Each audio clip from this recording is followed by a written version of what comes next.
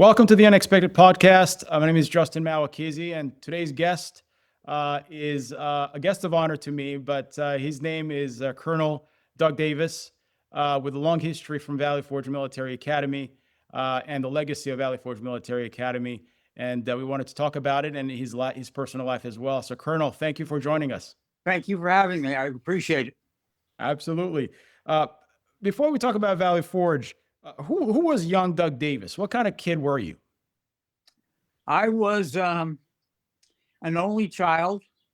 I grew up in the suburbs of New York City, and I loved to play the drums, and I loved to fish. And I started not liking school so much, and I had a desire. My goal was to be a drummer in a rock and roll band. That affected my schoolwork, my attitude. I was a good kid, but I was starting not to. I needed more structure in my life and more direction because, as even my drum teacher said, trying to make it as a drummer in a rock and roll band is a shot in the dark. Very few people ever make it. You need another goal. Absolutely. And how did Valley Forge first enter your life? Was it your idea, your parents' idea, or did it simply lead you there? It was a joint discussion between myself and my parents. I was always fascinated with the military. My dad was in World War II. My uncles were in World War II. My grandfather was in World War II. And military, always, I loved it. Then I had my cousin who lived a block away, and he was 3 years older than me. He went to West Point. And looking at him in a military style uniform, I said, yeah. Then there was a show called McKeever and the Colonel. You can still look at it on YouTube. And it was about a young boy, 15, who was in a military school, and he was having a ball disregarding all the rules and regulations and drove the commandant of cadets crazy. And I said, boy, military school looks great. That's awesome. That's a great story. Do you remember your first day on campus? What emotions stood out for you or to stand out today from that time? I went on campus twice.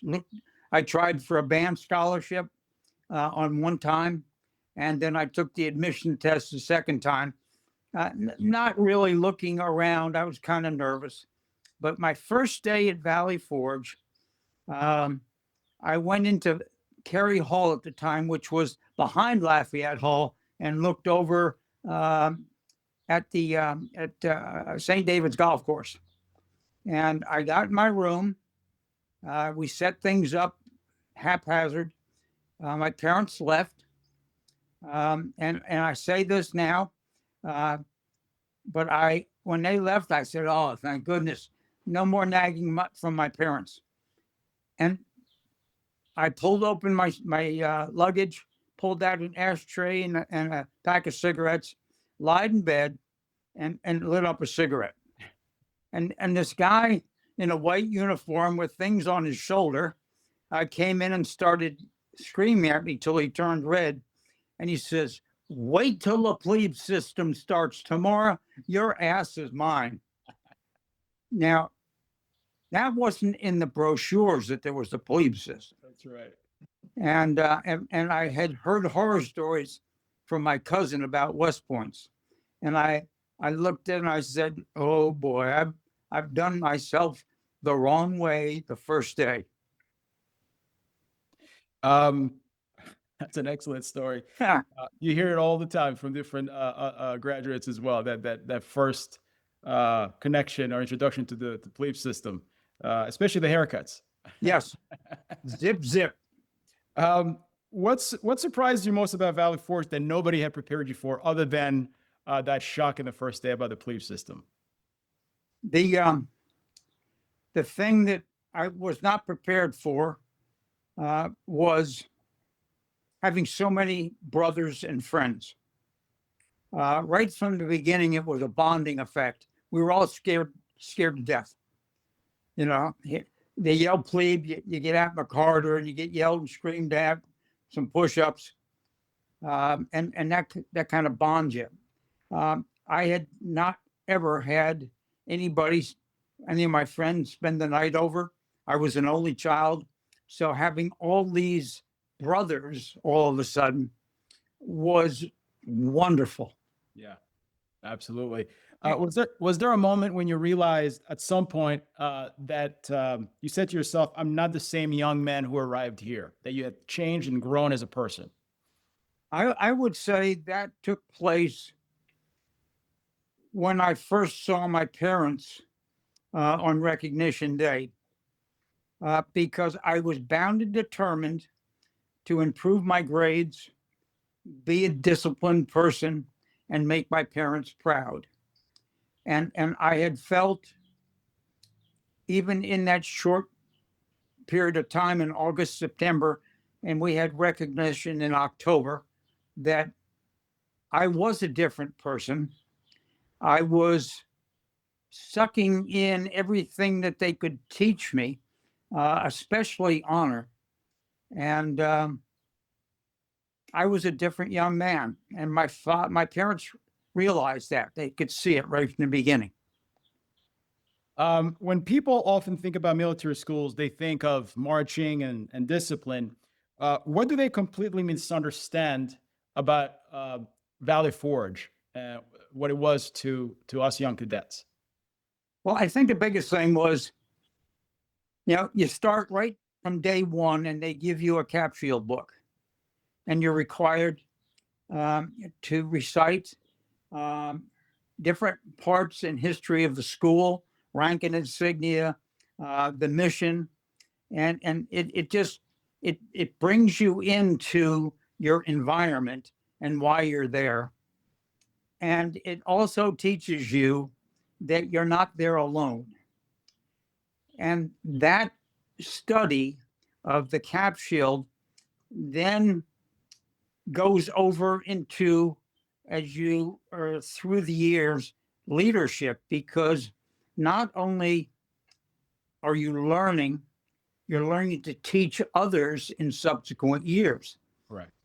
What 16-year-old in any high school is allowed to do that? You know, I the agree. the day that and the fear, the first drill and ceremony class in leadership detail, to try to tell a group of individuals how to do left face, right face, forward march, and you had to memorize it, you had to study it, you had to demonstrate it, and you had to teach it and reinforce it. And it gave you a different sense of being, a confidence that that stayed with you for the rest of your life. Yes. Yes, it's not just that, especially with the cap shield process. One, it teaches you you're capable of more than you think you can do. Yes. Because you have to memorize a whole book. Yeah. And at the same time, not everyone succeeds on the first try to do the exam and pass it Right. before Board of Cadets. And so it teaches you that. It also teaches you how to recover from failure, how to expect failure, how to strategically think through it, and know that you're going to have another chance to come at it. And to me, that was the biggest impact for that process, the cap shield. Yes. It teaches you that you can fail, and you have to have the courage to go at it again until you pass. That's exactly right. And if you have that mindset that in life I can fail and I can recover.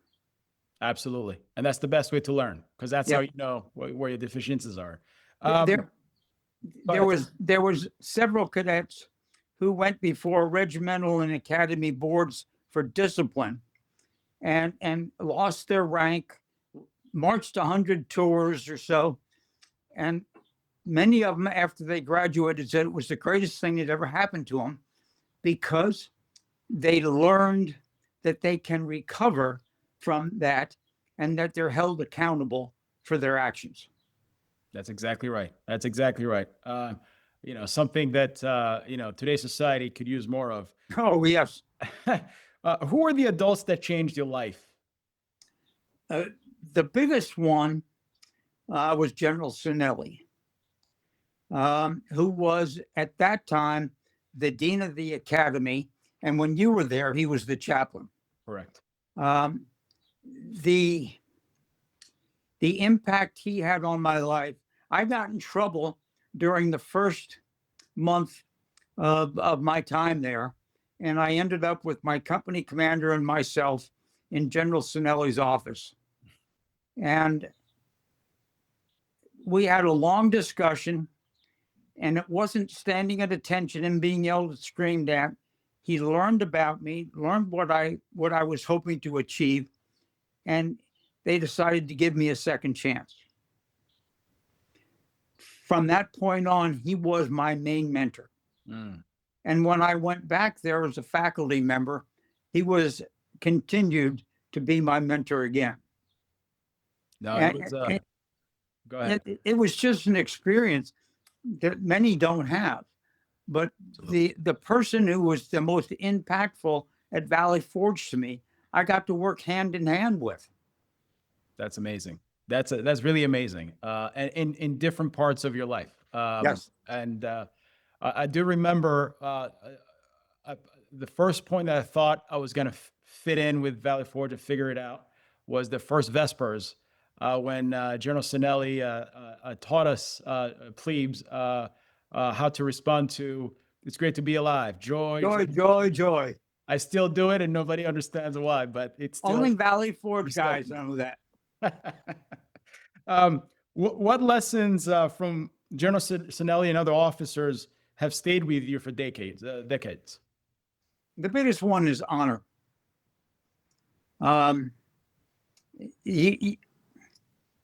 It's so easy to lose honor and respect, and it's so hard to. It's so easy to lose it. It's hard to gain it back. Mm-hmm. So you can't take that chance ever. It's not worth losing it to try to recover. Being an honorable person is something I am probably the most proud of in my life. Yes. That's a great answer, and I agree with that, with what honor is to a person, etc. Looking back now, though, what did leadership mean to you as a 17-year-old who has, and how has that definition changed? Leadership is an evolving process. A 16, 17, 18-year-old leader at Valley Forge was just a testing ground.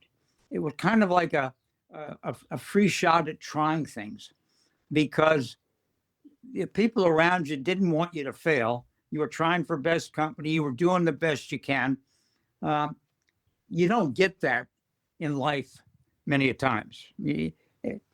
So I went from Valley Forge at the college into the Army, expecting to be a second lieutenant in Vietnam. Mm. And what do I need to do to survive? And one of the things that brought it into me was not only learning about your trade, but respecting and learning from those who have been there and have been doing it. In other words, listen to your sergeants. I might be an officer, but I don't know a damn thing. The sergeants know it, and they need to train me to be a better leader. And if you just give in and still keep your stature, but ask for assistance and ask to be trained,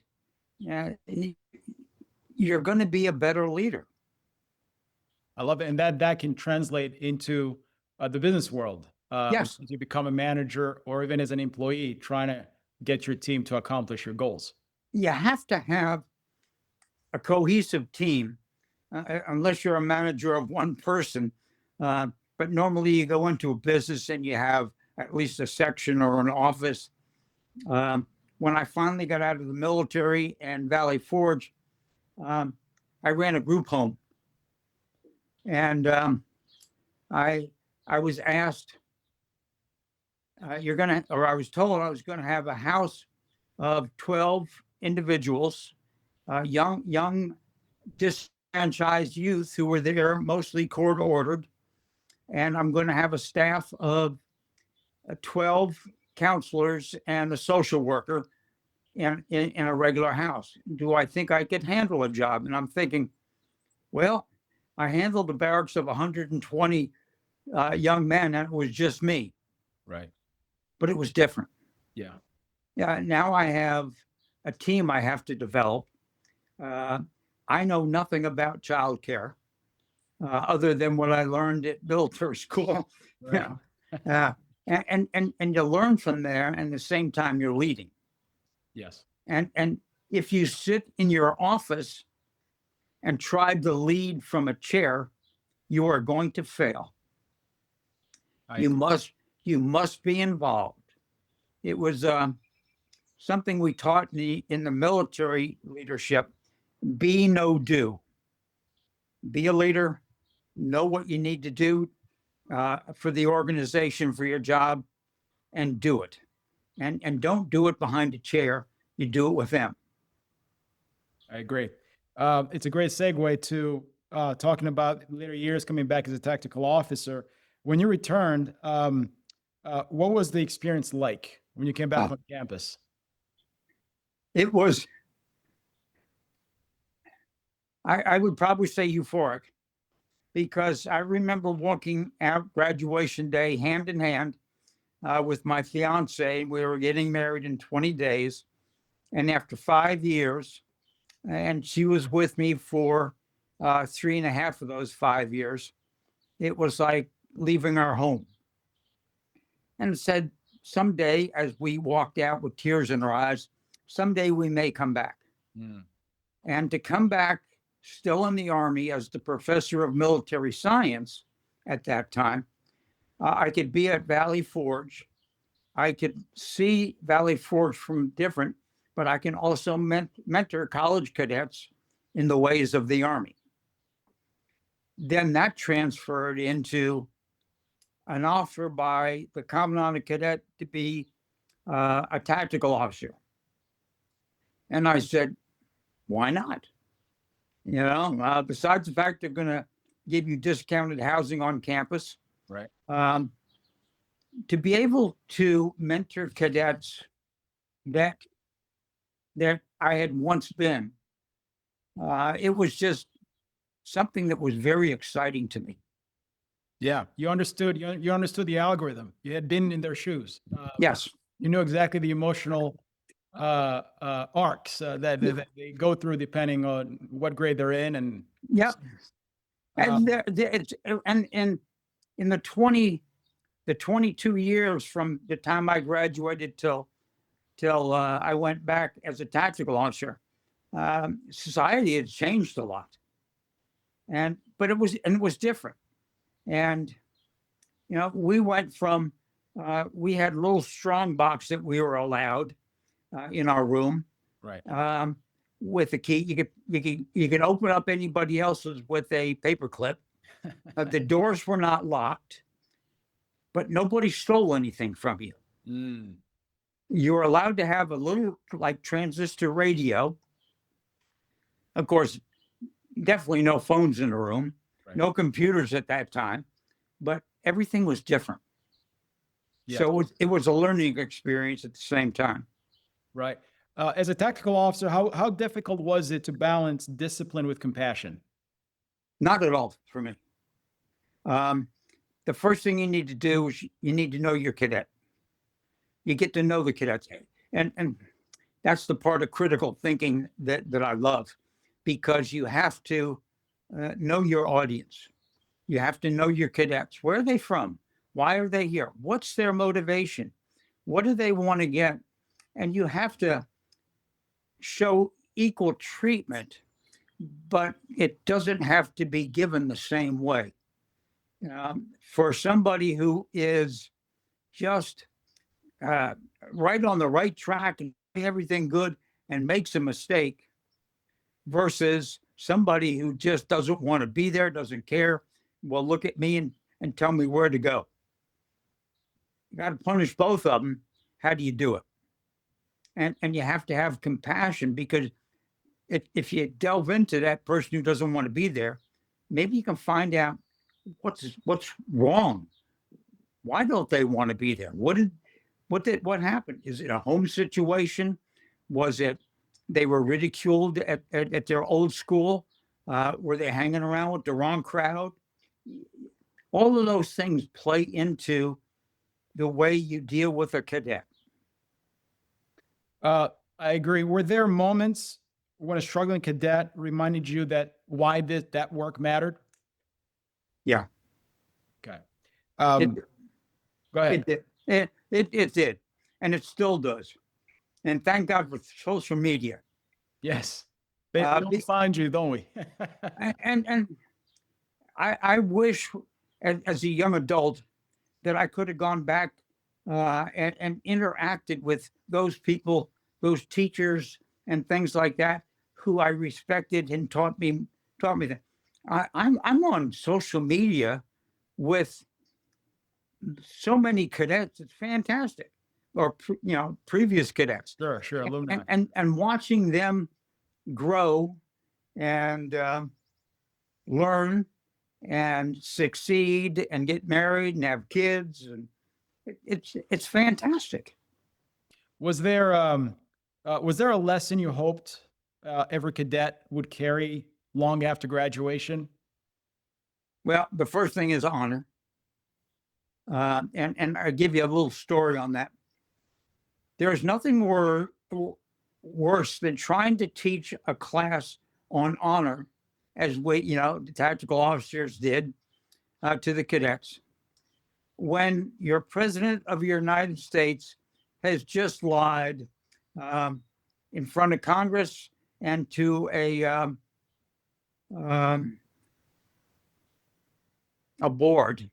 The president lying, and he got impeached for lying, and he's still the president. Right. How do you relate that to somebody you're trying to teach honor to? That's a contradiction. You're right. And it's tough. So I wanted to say, don't ever give that up, but be the best person you can possibly be, and don't be afraid to ask for help. It's a great lesson. Absolutely. When we go to the broader leadership, many people confuse authority with leadership. What's the difference? Well, whenever you're put in a position of in leadership, you're given the authority to be there, but you're not. I'm trying to think of the best way to put it. You can't lead by just authority. They have to, whoever you're leading, has got to understand and respect your leadership ability and what you're trying to do, and partner with you. And I say that to the first I learned is back in the Army, again, more than anywhere else, the sergeants. If I came in there as a second lieutenant saying, I don't care what you say, Sergeant, this is what you're going to do, because I'm going to tell you to do it, I have lost all respect. I have lost the ability to lead that person or that group of people. It's learning your position and learning how to work with others as a team and get them to be a team and respect one another. Great answer. What traits consistently separated future leaders from everyone else, whether it was a Valley Forge in the military or other careers you had? Oh, I can think of a lot of traits, but it's hard to put them down.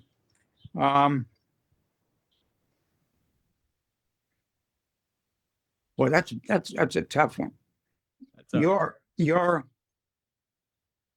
Your honesty, your integrity, your caringness, your ability for compassion,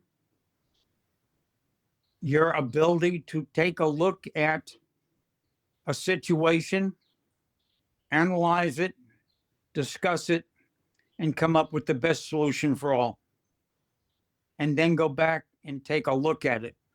And to me, that's a trait and something that is learned. Oh, okay. That was going to be my next question, which is, do you think leaders are born or are built? Now they're built. There's a, you have to, in the business world, Valley Forge or the Army, every situation was different. Every leadership position was different. And I was not born to be a leader in all of those. I had to learn. Valley Forge taught me some of the essence of leadership. And that being, how can you tell somebody, as a squad leader, plebe, shine your shoes, and he sees you walking out of your room with your old man scuffies, an unshined black shoe. Right. That doesn't show well. And why am I doing it? And why is he doing it? So you have to show that you're in it. You have to show that no matter what, you're not going to give up on them. And that if you make a mistake, you admit it in front of them.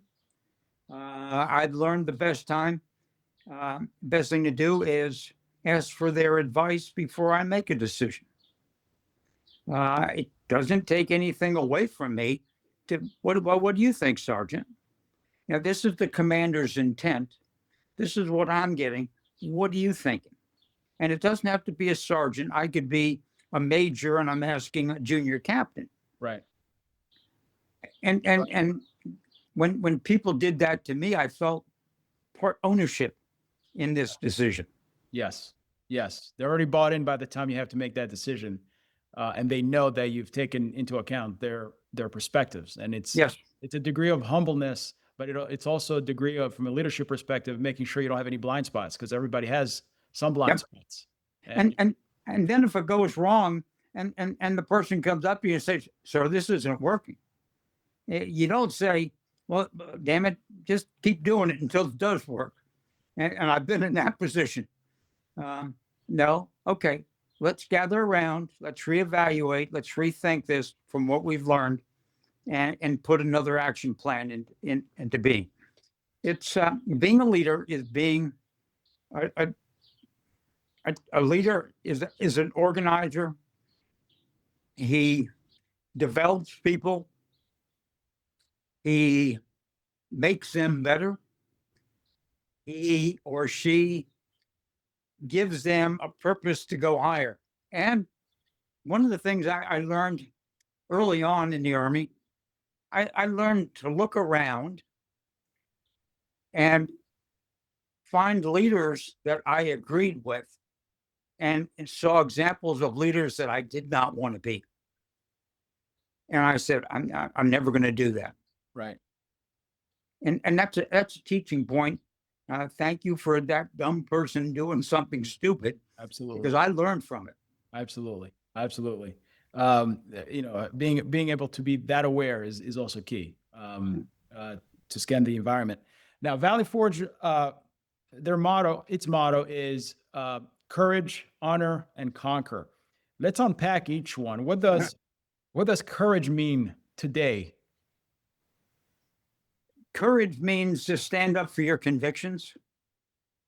Courage to do the right thing when others are asking you to do maybe the wrong thing. The courage is being able to go for something, realizing it might fail. The courage to go again, and until it's right.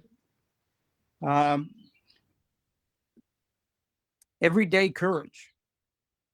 Every day. Honor is a simple one. If any one of my commanders lied to me, I would know it right away. And would I believe him again?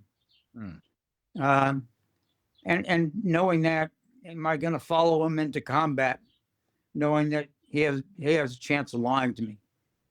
I'd rather have somebody tell me, it's not good. We're probably going to take 25% loss, so we have to prevent that. Rather than not, everything's going to be okay. We're gonna kill him, and realizing that's not the fact. But even in everyday life, non-military, a lot of times your bosses will tell you to do something when you know it's not the right thing to do, because they either want to get higher in the ranks, they want some kind of monetary benefit or something else. And you have to have honor rather than give in. I guess courage, honor, and then conquer. We always say, conquer throughout the land, valley forge for thee, our alma mater. Um, conquer your fears, Mm. conquer your shortcomings, conquer your questions, conquer until you succeed. Don't give up. All right? And it tags on courage to conquer with the honor in between. But it's there so you don't give up. It's so easy to give up and turn away and go a different direction, when in actuality you don't know ever if you would have stayed that course would have been successful or not. That's I'd right. I'd rather fail and redirect than not try it at all. That's right. And it's a systems literacy thing where the more you try and learn why you failed and figure it out, the better you are to teach others, the people coming behind you, how to face the same fears. Right. Cutting and running just leaves the problem unsolved, That's right. and not a good thing. Uh, and I like that you took conquer, not just conquering your enemies on a battlefield, but it's conquering yourself, Yes. your fears, your mind, your body, and spirit, to face whatever's in front of you. Correct. Which one of these three words, courage, honor, and conquer, has been the hardest for you personally to live? Hmm.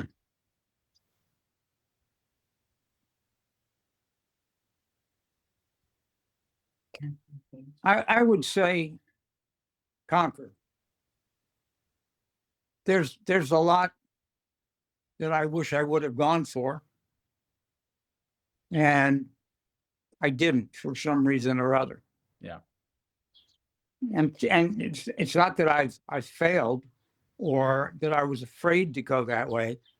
I just got sidetracked or said in my critical thinking, maybe this isn't the best thing for all of us. Yeah. And as the older you get, you're not just thinking about yourself. Most of the time, you're thinking about a family. Yes. And you have to weigh all of that in together. Yes. But that's conquer. Absolutely. Everybody's, risk adjusted, decision making is different, and depending on where they are in the arc of life. That's right. So I would agree with you. Conquer is the hardest one, and that's the one that almost never ends, because there's always a new challenge. There's always as I said, probably the worst point in my life was when a doctor looked at me and said, "You have stage 3 bladder cancer." Mm. And then realizing that they're going to have to take out the bladder, the prostate, other things, and hopefully beat this cancer. That was scary, and I had to conquer every fear, but not want everybody to know that inside I'm scared to death. But on the outside, I'm going to conquer this damn thing. Yes. And I had so many family, friends, and previous cadets wearing a Davis Strong T-shirt to give me more strength to conquer. Well, I conquered the damn thing. Well done, young man. Well Te- done. 10 years cancer free. And since they took the bladder and made me a neobladder out of an intestine, there's no chance of it coming back. Wow. Wow. So I'm good. Amazing. Amazing story. Thank you for But sharing it. the what you have to put your mind in to conquer the most devastating situations, because I'm right at the step of death. Yes. Yes, absolutely. Thank you for sharing that. I appreciate that. Uh, Now, I often summarize leadership development through 5 skills. I call them. I have a moniker TALC, TALCC, and Yeah. that's teamwork, analytical thinking, leadership, communication, and critical thinking. Which one of those do you think young professionals underestimate the most? I would say it's a toss between critical thinking and well, now critical thinking is the one, and reevaluating, evaluating the situation. Is it the right? And it, you have to critical think everything you do, and you just can't say, well, that seems like the right thing to do. My gut tells me this. Um, there's other factors. There's so much involved in it. What's the impact on this? What's the impact on that? What happens if? It's like a war game in your head. And there's nothing wrong with asking, like I've said before, somebody else their opinion. Getting as much knowledge as you can. Yes. Let's peel the onion further on critical thinking. Let's define it for a young professional who may be just graduating from college, starting to go out there in the professional world and thinking about starting a family in the future. Let's define critical thinking as detailed as you can, so they fully integrate it from their perspective. Okay. Any idea what type of job that they're looking at? Uh, they want to go into banking or manufacturing. Let's say it's an engineer. They just graduated. They're an engineer. There's multiple options in front of them, and they got to make the right choice if they're thinking long term for their careers and their future family. Yeah, and they're going to have to take a look at all the different offers and figure out which is the best avenue for me to go before I actually get into the building and begin working for the corporation. Is it the right company? Uh, are they a worthwhile and reputable company? What are the benefits, the health benefits, and all the other things that you have to consider? Where am I going to be located? Do I have a family now? Don't I have a family? Do I want a family? Is it a great place to raise a family? What's the cost of living in the area? Right. All these factors before you actually sit in the seat. So you've made the choice, and you're starting to work. Okay, now I've always taught people to look for people that you want them to mentor you, and are those kind of people around? And if not, you got to look, and you got to find somebody, and you got to look at, okay, here I am, a Joe know nothing, new guy. What's my next step? What do I need to achieve and know before I can go to the next step? How do I handle that? The biggest thing is knowing what your company's about, knowing your product or whatever, and being an expert in your field. And that's just not sitting at the desk. That's going home at night and researching and learning and growing inside.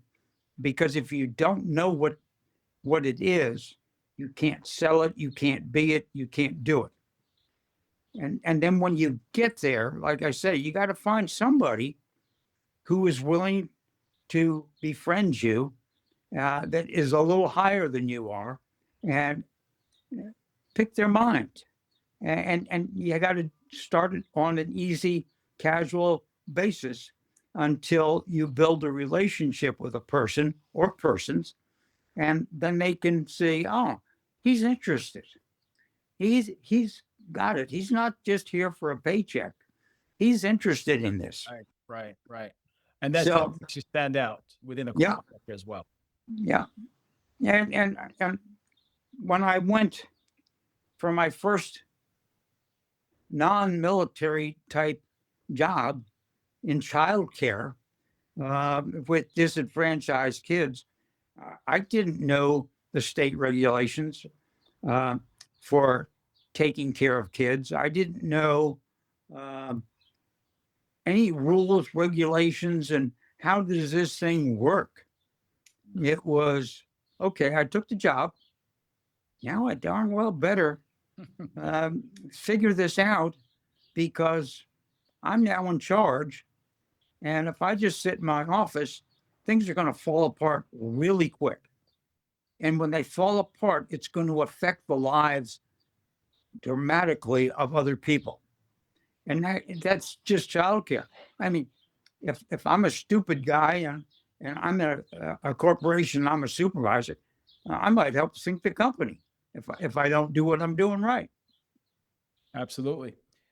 Looking at today's younger generation, what gives you hope?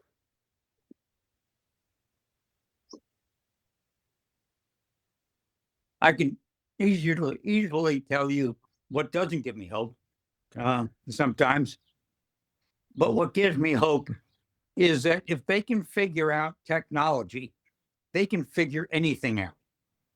I have a hard time with technology. It's not my easiest thing to do. I got to call people to help me out. My grandkids help me out a lot sometimes. Papa, I said, yeah, you need to set up a spreadsheet for me on Excel. And I forgot how to do it. Yeah. I got you. But their technology and their willingness to learn this technology in a world that is based now on technology touches every aspect of it. That gives me hope. I have run into so many young men and women your age that have just amazed me with their dedication, their willingness to learn, and their leadership abilities. And it gives me hope. What doesn't give me hope is some of the younger ones and the sense of entitlement. Mhm. And I want it, and I want it now. It's tough. Yeah. Yeah. It's a work in progress. Yes. We're figuring that out. Um, do you, looking back from a legacy perspective, Colonel, when former cadets remember Colonel Doug Davis, what do you hope they remember? A person, a man of honor who loved and cherished his alma mater, Valley Forge.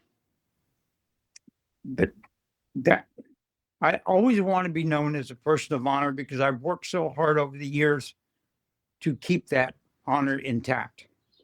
It was there's so many times when it was easier to lie or cheat or steal, um, and that's just not me. Um, but my true love for Valley Forge um, is really, and my family. To me, families, it's all about family. And people don't know a lot of my family, even though we're very close, aren't we, babe? We are. I'm a lucky man, Yes, sir. very lucky man, to have been given the opportunity to mentor young men at Valley Forge, where I felt that I gave them a seed to be successful. Amazing. Um, Today, you're helping preserve those relationships through the Medenbach Memorial Foundation. Tell us about the foundation and why alumni connections matter decades later. Well, We came about because the Alumni Association and Valley Forge failed us. When they fired General Walt Lord, an alumni, the president of the school, and they disbanded the Alumni Association. Of course, they'll say, no, we didn't. And there was really no more contact left. Valley Forge, the brotherhood and sisterhood now, needs to stay alive. We all are brothers and sisters of an institution that we either loved, hated, or both. You know, there's the spectrum goes all over. We filled the void because there was nothing coming out of the Alumni Association anymore. We haven't seen anything for years unless they want money. And we were told, oh, don't worry, things are going great. Is Valley Forge in trouble? No, we're doing good. And then all of a sudden, they treat the cadets, the staff and faculty terribly. And they announced that they were closing the academy when they knew that was their plan for about a year or two. And it's so since there was nothing coming out of the school and there is really no more academy now, the Medenbach Foundation works academy and college to keep us all together. It doesn't mean you have to come to every single event. We're a young organization. We're just developing a newsletter. We're trying to get a mentorship part of this going.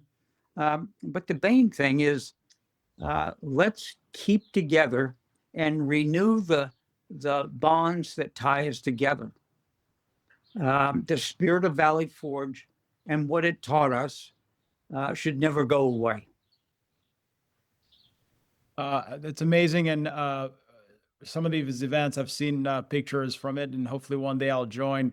What do you hope the foundation can do to keep the connections among alumni? How should alumni interact with the foundation? What do you hope that grows into the future? Well, I hope the foundation, and I should say the leadership of the foundation, the directors, the committees, the involvement in our structure, we need to grow. We're still in infancy stage. You know, we have the governance committee, we have the events committee, we have the newsletter. We need to get a little bit bigger. We need to reestablish what they used to call the alumni regiments at different parts of the country, because if I'm not mistaken, there is no alumni coordinator anymore. I see. She might be, but they gave her another title, so she might be doing two bits of work. But why would Valley Forge care a lot about working a lot with academy alumni when there's no more academy? Why would the academy want to? And the college it's only a 2-year program. Very few went from the academy to the college, so it's the base of support is not there. So we want to grow to a larger organization so we can have say, okay, Justin, we'd like to have an event in Chicago this year. What's a good time? How many, can we get some people? Do we have a database? We can't even get a database from the school of alumni. So we're trying to build all this stuff. But we want to get bigger. We want to support. We would like to be in a position where we could give college graduates a little bit of money, like a scholarship, to use at their next school for 2 years. We tried to do that with the academy, and the academy wouldn't let us do that. But the biggest thing is keeping the alumni and the spirit alive. And now realizing that land and the cost there is significant. And now the new regulations how to deal with young minors in a boarding school are more significant because of abuse. Right. And I agree with a lot of that stuff. Yeah. But we want to keep us as a group and keep you guys informed. I mean, our newsletter, we're doing it once a quarter right now, and we have one guy volunteering to do it, Mike Sobey, Okay. and it's great that he's doing it. The hard thing is, other than myself and maybe one other, all our board members have a family and a job and are still. I'm retired. I have more time. It's hard to get people involved in the board when they have to give up some of their own time in their busy life schedule. But we're going to do it. We're going to grow. That's that part of courage, honor, and conquer. That's right. Now, one thing I would be remiss if I didn't ask about is, and I've seen it on Facebook and throughout my time at Valley Forge, you and your wife are very close partners. You've had a great marriage, and I wonder if you have a few words of wisdom for ex-cadets or just any person in the audience on how to lead a successful marriage, grow a family, stay connected. Even before we talked, she was in the room, and I smiled because of how close you guys are. What wisdom would you partake on cadets, on marriage and leading successful families? Well, I'll start off by saying that I have become an ordained minister, and that's now been going 10 years. I've performed about 15 plus services. I have two cadets that I have tied their knots with their spouses. They're still doing good. And I always try to give words of wisdom. One, look in the eye of your loved one, spouse. That is your best friend. That's the one you love and you should be loving for the rest of your life. Never forget this feeling you have when you first started this, and keep that feeling. Because if you lose track of that, it's hard to get it back. Marriage is not a 50-50 proposition. Everybody's going to have to give and take. One day you're going to have to say, oh, okay, it's yours, babe. And she's got to be able to say, it's yours, babe. And it's just not 50-50 all the time. And try not to go to bed angry with one another. Try to work out and communicate your thoughts and feelings. And that will make a more solid foundation. Communication is a very key part of the relationship. But again, never forget who your best friend in life is, because I know that it hasn't been easy. And I ran her through the ringer of the Army for many years, left her on occasions for long periods of time. But we keep trying. And it's actually been wonderful being retired and spending more time with my wife than I used to. And I think we are stronger for it. Amen. Thank you for that answer, Colonel. Now we got final closing lightning round questions. Uh-oh. What is your favorite Valley Forge tradition? Saluting of all guests arriving on post. Good morning, sir. Good afternoon, sir. It showed a friendly environment there. Absolutely. What is your toughest inspection memory, whether as a cadet or a tactical officer? The toughest one I had was recognition day. Mm. Different than what you experienced. And it's a good story in that we were recognized on the main area on a week, end of a school day, and parents weren't there. We were all lined up on the main area. Yeah. We were recognized, and then the commandant cadets came and inspected you and shook your hand. Wow. So, and then somebody gave you your black name tag. Well, getting ready for the formation, I couldn't find my name tag. And so I'm scared to death I'm going to be out of uniform recognition day. Across the hall from me was a bulletin board, and they had red name tags with tour roster, menus, this, that, and miscellaneous. And I grabbed the miscellaneous and put it on. And the commandant came up to shake my hand. He says, "Well, new cadet miscellaneous. That's where are you from?" Yeah. And my company commander was behind me, Charlie Brown, going, "Davis, I don't believe you did this." And I paid for that. I bet. I bet. I went back and I was in the front leaning rest for quite a while. That was the hardest inspection. Absolutely. I love it. What is your favorite tactical officer story? That is not pizza after study hall. Oh, there's so many good ones. So many good ones. I guess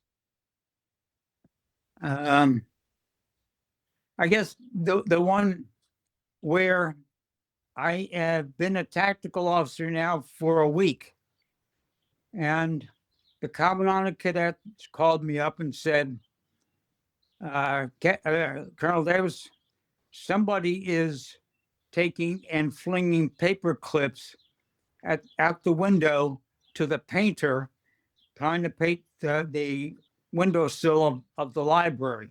You need to find out who that is and get them and give me their name." So what do? I call the company commander and XO down immediately. And I explained the situation to them. "Yes, sir, we're going to take care of the situation." "Yes, sir." "Got it, sir."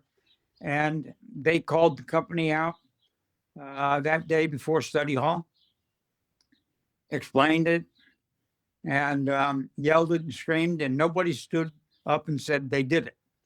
Well, of course they did. It was the company commander and the XO who were flinging it out of the back corner window. But here's the thing. Where did they get the stuff? Well, my wife worked at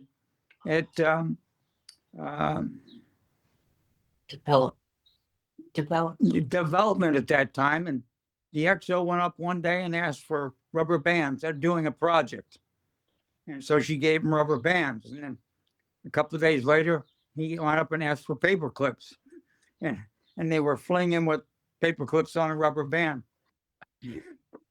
And my wife didn't know anything about it.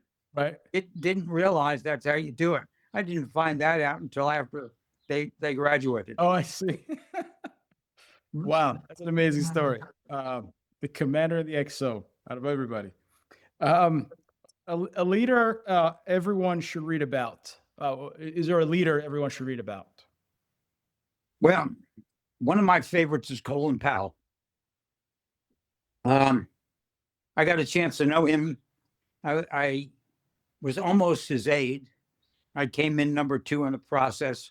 Wow. I had to do several briefings to him when I was working in DC.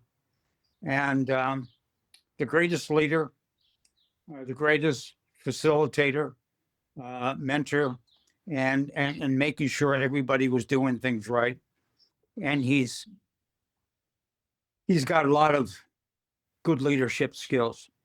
The one that people don't know too much, and I don't think he's ever written anything, but I love listening to him, is Wal Lord, Major General Lord. And he's still actively a leader, just in Austin P University, and working with the veterans and the ROTC people. Just fantastic. Um, those are two of my go-to guys um, for leading leadership. But there's several other things. There's a book, and I forget the name of the author, The Servant Leader, and it is a short read, but it explains why, to be a good leader, you need to be a servant to those you lead. And it was in a setting, not a military setting, about a guy in business who went to a monastery and went through these programs, and this is what the monks trained him and taught him. Wow. Fantastic book. Wow. That's amazing. Well, I have a 16-year-old boy son here. I'm going to make sure that's top on his list of There you go. required reading. Next, is there one? Well, I think you just answered. It was one book every young leader should own, and it sounds like Servant Leaders at the top of your list. Yes, sir. What still inspires you after all these years?